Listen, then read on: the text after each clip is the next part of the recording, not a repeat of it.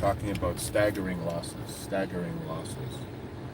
Have you ever taken what you could consider to be staggering losses? To all of the Cyclopses that are in the building, Earth, Wind, Fire, Spirit, to the members, to the subscribers, to the visitors, the onlookers, to the supporters, Adi Al-Katani, Sister Yvonne, Sister Ann, Black Panther X, Mariel of Debt, all of those who come on here and support.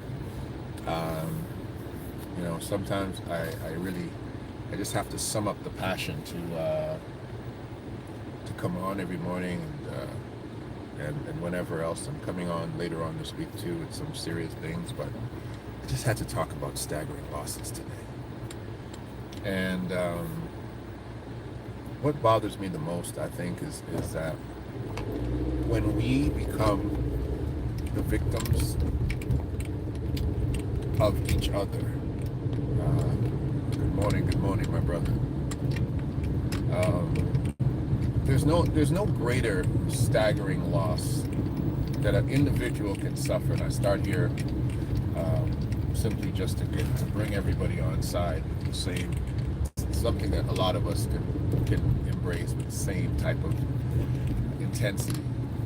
But nothing hits us harder than the staggering losses of love. I believe that many of us have gone through that, where romantic situations have failed, and we have felt that those things have been so staggering that we can't even lift up our head and recover. LMS, stand up in the building. But recovery from a staggering loss is inevitable. But going through a staggering loss is absolutely tremendous. And so we dwell in this chasm of disappointing each other. And speaking to the Black family, we disappoint each other. One of the conversations I had was, why can't people just be with the people they love, right? Why can't even the Black community love each other properly?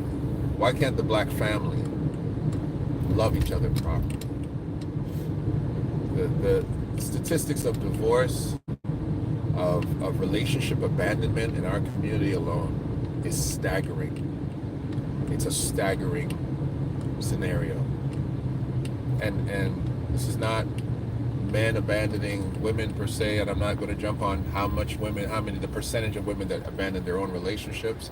I'm not going to get into that name calling right now. I'm not going to get into that blame game.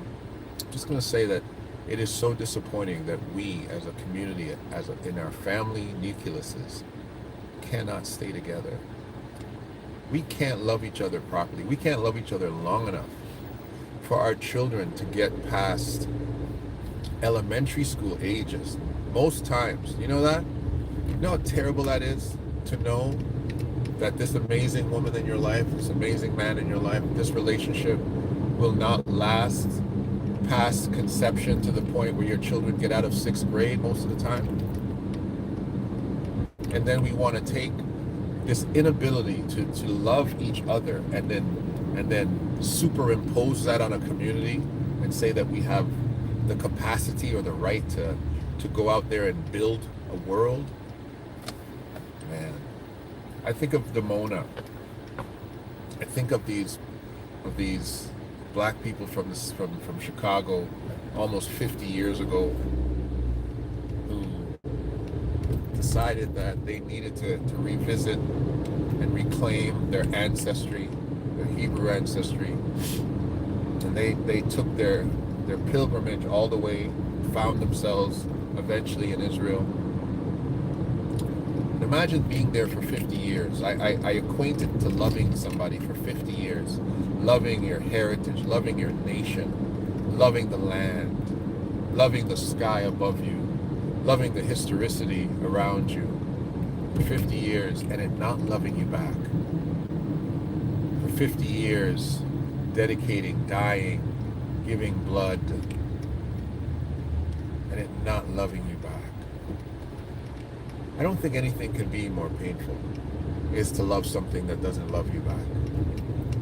I don't think anything could be so catastrophic to a human being than to love something that cannot love you back. I think of Harriet Tubman and how this woman must have loved her people to the point where she jeopardized her safety so many times. So many times she went back to free slaves. So many times she went back to free her people. So many times she went back to rescue individuals who decided that they didn't require to be rescued a lot of times. They didn't see themselves that they needed to be rescued. You know why? Same problem we have today. Imagine being so in love with your bondage that you don't want to let go. You know, people have decided that sometimes.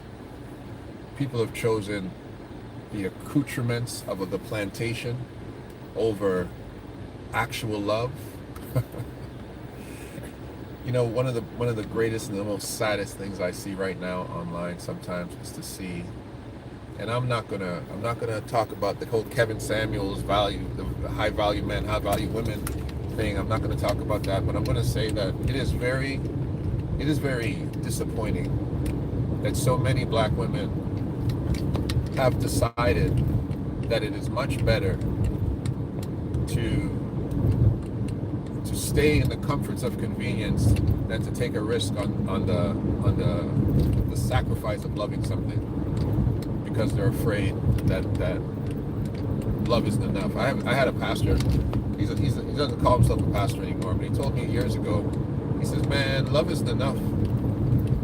And I didn't agree then, and I don't agree now.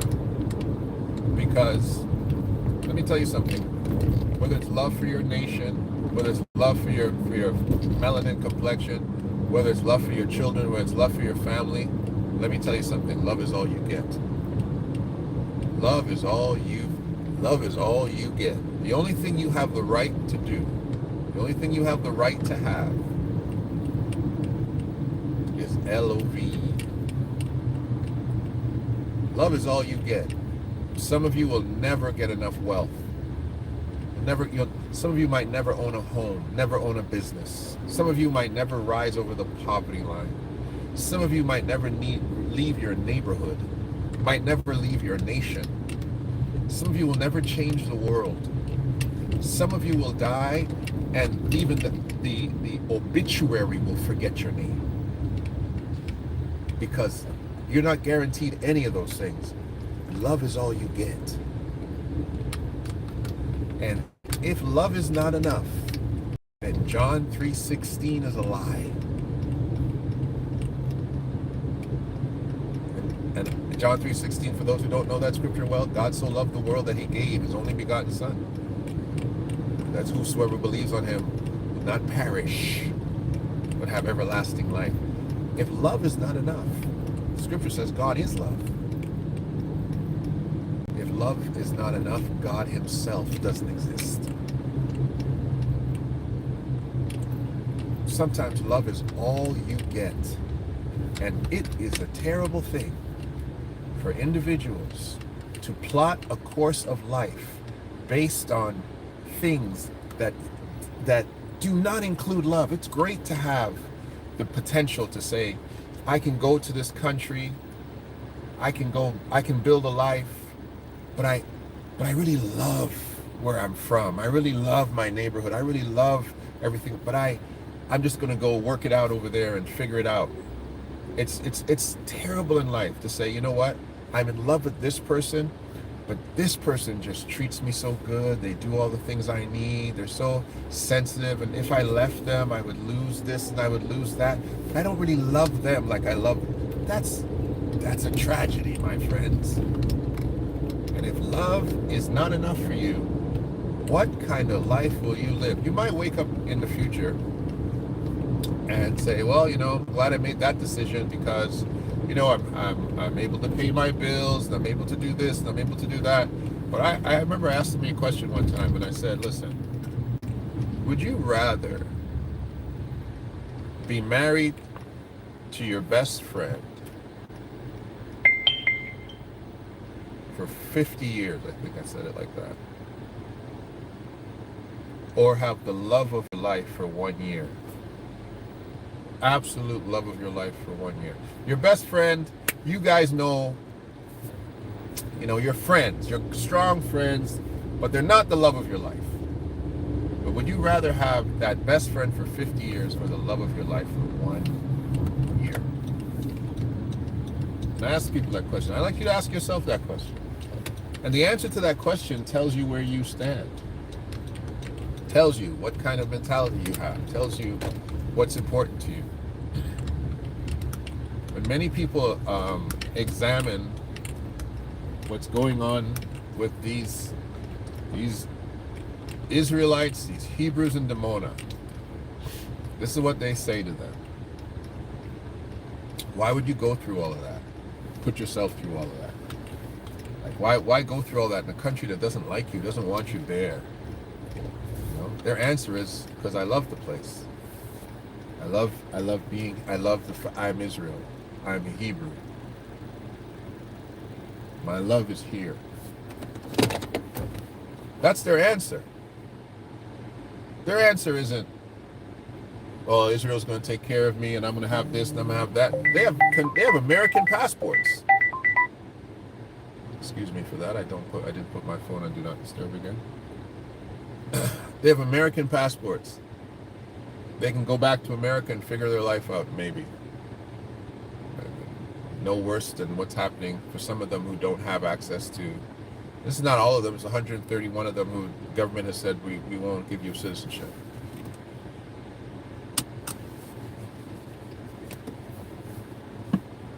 They said, I love the place. I can't leave here. I'm in love with this country. I'm in love with my roots. What do you do with this little thing called love? Our community is broken to pieces. Broken to pieces on violence against each other. Broken to pieces on the inability to live in communities with each other safely, happily. I said this before in former videos. We are the only people who make folklore and music and entertainment about murdering each other a commonplace in our dialogue. We romanticize of calling each other terrible names. We strategize how to hurt each other horribly. We don't leave each other nicely. We don't break up nicely. We make sure we take a pound of flesh when we go. We do the worst to each other. We stop each other from seeing our children. We take each other to courts. We do this.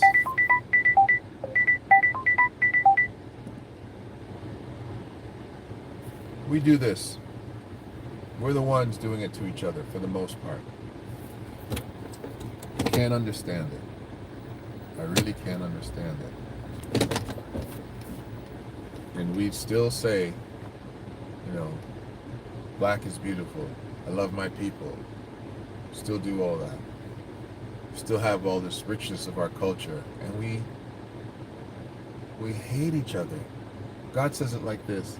If you say you love God and hate your brother, you're a liar. Jesus went on to say, if you hate your brother, you're like a murderer. So I don't understand, man. I don't get it. I agree with you, Garnett Mitchell. The curse has come upon us. Are we so cursed that we can't even recognize each other? It's terrible. Let me tell you something. I'm the guiltiest culprit out here. I am. I'm guilty. I'm a guilty culprit. I have done so much against my own self in relationships and life. Like, I'm not innocent. I'm part of the problem, I guess, I said, I wake up every day realizing that there's two little girls who are not being raised under my tutelage because for some reason me and their mom could not work out. I have to face that every single day. Listen, as far as the black culture taking a turn for the better, I hope so. I really do. I really hope so. And you know why we might be taking a turn for the better is because we're actually having these conversations now. But you know what? What you know what we don't have? We do not have a spirit of forgiveness. We do not. We have the spirit of move on. We have the spirit of who's next. We have the spirit of what can you do for me?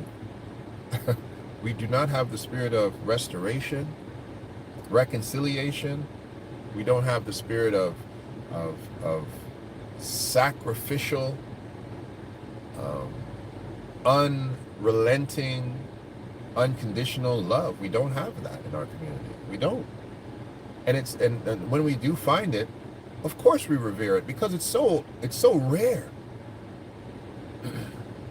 The nature of the black family from the 1950s to today is absolutely diametrically different. The black family in the 50s, two-parent homes, two individuals raising their children together, knowing that that woman, that black woman, was the best friend you had, and that black man was the best protector you had, and that you better get together and make it happen. You know, I guess some of us are really, as Garnet said, really do have to deal with that curse. For those who have never heard the story, I've never really told it a lot, but my mother got pregnant at 18 years old, and her and my father were trying to figure out their future, what they were going to do, and my family took over. And because he wasn't ready to marry her that very second, which he told me multiple times I was just getting myself organized, I was going to marry your mom, because she didn't marry her, that 18 or 19-year-old girl, at that very second, they took her, married her off to another guy, and sent her to Canada ahead of me. I was born, I lived in the state, in Trinidad and Tobago. They sent my mother, hooked her up with another man, and sent her away. When I arrived finally in Canada, I arrived to a man who was not my father, who was beating the hell out of my mother almost every single day until she had the strength to stand up and break that man's hand with one of my toys. And I saw his bloody, broken hand dripping out the door with an uncle who took him to the hospital and never saw him again. That's from age 0 to 4, right there. Took me 20 years to find my father after that. 20 years to hear the full story. That's how I came into the world. And at 50 some odd years, none of your doggone business, I'm still experiencing the same levels of brokenness all around me. The jadedness of that all around me. That is a hell of a thing. And that is not just something that is internalized in me. That's something I'm seeing manifest all around me. From 2019 to 2022, I have never seen so many Christians break up, so many Christian marriages blow up, so many pastors divorce their wives, and wives, first ladies leave their husbands. I've never seen it. I've never seen so much brokenness at all. I've never seen so many Christians abandon church. I've never seen that in my lifetime like this, like I've seen now. Abandon church. A friend of mine called me the other day and said, "Oh, we have a friend, a mutual friend, who wants to get in touch with you because years ago when I was in my 20s, I put together this Christian dating social. It was called Sinless Saturday. It was a dating social. We had gospel music, live music, where singles and even married people can come together and have a Christian atmosphere, no alcohol, We ate food. We danced. Only Christian movie, Christian music. It's called Sinless Saturday. And the lady said to me, this is for a friend of mine. She wants to do something that you did back in the day and wants to talk to you about it. And I said, really? I said, what is she going to do to get all of those Christians out of the nightclubs into a Christian event? Because that's where they are. They have abandoned most of it Christian living because, and this is the reason, it's not because Christian people are just simply falling off. These are the ones doing it because when their relationships go to hell, their life does too. And this is the crazy conundrum. When your relationship goes to hell, your life does too. Give up. Give up. You go back into that dating cesspool. Get out there again. You're doing stuff that you probably never would have done if you were married, settled down, chilling out, because you're back out there. You start doing stuff that you thought, man, this was behind me. And this is what does it. And so you superimpose that. Sorry to use the same adjective again, or adverb, not sure which one it is. But you superimpose that on a nation, on a society, people who cannot get it right. And dejection. That's another thing that causes people to go in another direction. Rejection, and to be a dejected person sits out there and what do? They mourn their losses. They mourn their shortcomings. They drink. They smoke. They distract themselves. It's terrible. And the only thing that can help that is love. And this is the kind of love it needs. And this is the hardest part about it. It needs that love of Christ. And when people talk about the love of Christ, I don't think they understand what they're really saying. The love of Christ is this. Somebody who's going to be so sacrificial, they're going to literally die to restore you. Not a lot of people are signing up for that. All my friends who are married young and stayed together are doing great. Exactly. That's the point. That's the point. Multiple marriages, multiple divorces, multiple money going in all different directions, multiple losses of homes. I've lost 3 homes in 2 failed marriages. 3 homes. And every time a good relationship breaks up, let me tell you what follows behind it. Financial ruin follows it. Depravity, life follows it. Every time, every single time, financial ruin follows divorce. For one or both of those people. And when you have a community of people who cannot stay together, what do you have now? When you have a community of people who cannot get it right, who already have a shortcoming of what they actually get anyway. When you have broken women and broken men running around, you've got women thinking, I need a guy who's going to support me and take care of me. Okay, great, fine, right? And then when that guy takes care of you and supports you, and then what? You break up with him, and you still want him to take care of you. You're still going to want alimony, or maybe, you get the majority of things and leave him in one condition, and it's just so messy. Let me see what you got to say. I'm not going to lie. I've done things. Keep a distraction. It's not good to have to make a change, do better. Those vices don't define. They don't define who you are, but you need them because if you don't, sometimes those distractions are what actually keep you alive. Because the heartache and pain of breakups is so tremendous. I've had a friend jump right in front of a train. Couldn't handle it. Couldn't walk out the rest of his life knowing his marriage was done. Christian deacon walked in front of a train because he could not handle the loss of it. The day I've been thinking about getting baptized. I spent a lot of time in church as a youth, but lately the word has been speaking to me. Herman Rome, man, that's such a great thing to hear, brother. Tell me what city you're in. DellKBrereton@gmail.com. DellKBrereton@gmail.com. Tell me what city you're in. I'm going to find a great church for you.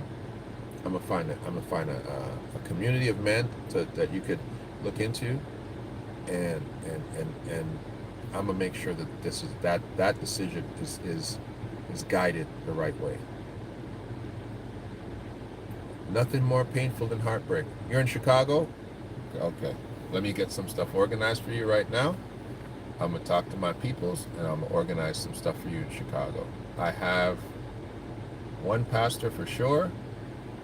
Um, I have one pastor for sure, but I have a mentor for you that I'm going to be able to connect you with. Because that's the greatest decision of your life, my brother. The only thing keeping me a lot of times is this salvation thing. Like if you're trying to be kept by a relationship, God bless you, and great it can be, because you can have great people in your life who can keep you. But please, you need to have something underneath that too. Okay. Indeed at cash 147. Indeed at cash 147. Let me screenshot that right now so I don't lose that. Screenshot that. It's gonna work? Yep. Okay, I got it.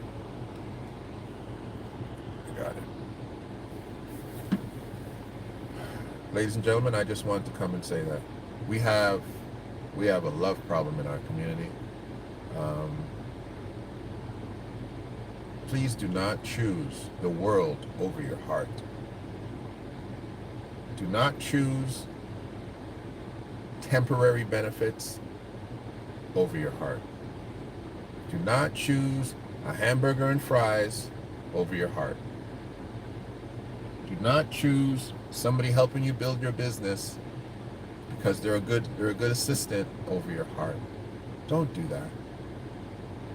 And let me tell you something. It's easy to walk away from a bad relationship. And if you can walk away from a bad relationship and never look back, that wasn't a relationship for you. But there's something to be said when you continuously look back, when you continuously are saying, is this what I should be doing? Is this what I should be going through? Listen, I have a decision right now. I can walk into another place and work in a particular profession. She'll do great things for me, great opportunities for me, and it's forcing me to leave where I currently am, where I am not doing that great. But when I leave here, when I leave this place, I'm done right now. When I leave this place, I leave behind my children, my network, the city that I love. I leave behind people that love me. I leave all those things behind for a career. And I'm 53 years old, none of your business. But and that's a good question, Yvonne. Where is our faith in God? I leave behind all those things for a career. Things I love, people I love, for a career. And I sit here and I say, God, I'm asking you, I'll say it in front of all of you. If that's not what I'm supposed to do, cancel it, shut it down. Because the temptation of opportunity sometimes is too much for us to bear. The temptation of a better life is something too much for us to turn down. But many of us are supposed to choose love over the platform. I think of Lauryn Hill, who just decided, listen, I don't want this anymore. I don't want this anymore. I don't know her whole story, but she just decided, listen, the platform is not worth it to me anymore. And sometimes that's where we are. And those distractions can help for sure. I was listening to a breakdown of Carl Jung, The Integrated Shadow, and we have to go through certain levels of struggle before we can truly be our whole selves. It's true. It's true. That's why I love this brother, man. That's a serious brother, man. Chicago. Herman Love. I call it Herman Love. Herman, Rome. Please send me an email. Let's stay in touch. A person who has never done wrong isn't the same as someone who has the capacity to do wrong, but he has gained the wisdom to not do it. And I love that. It's beautiful. That's so beautiful. I'm gonna screenshot that, and I'm gonna say it again this way. Show me a man who knows his sins are wrong, and I'll show you the perfect man. Show me a man who knows his sins are wrong, and I'll show you the perfect man. The last quote as I go. It says, Success is the ability to prosper continually in this life and the next. And if your success won't follow you into the next life, it's not success at all. And so sometimes you have to make a decision to figure out what you're going to take out of this life with you. Because many of you, you're not going to take your pension, you're not going to take all of the other things that you think you're going to be able to take, but those monuments called love, those legacies called children, those amazing foundations that are called family, we can take those. Okay? Bless you, man. Love you. I love you, Herman, bro. Ash Cash 147, peace out to you too. Yvonne and all those who come on afterward, God bless you. Listen to me. It doesn't have to be this level of struggle. One love, I love you. Holler out to my girl, Yvonne Gentles. I want to let you guys know, Yvonne Gentles, you guys see her here, she's always here. But Yvonne Gentles is such an amazing lady. She's always looking out for me. She's one of my de facto members. And I just like you guys to bless her if you could, just to reach out to her, just to holler at her.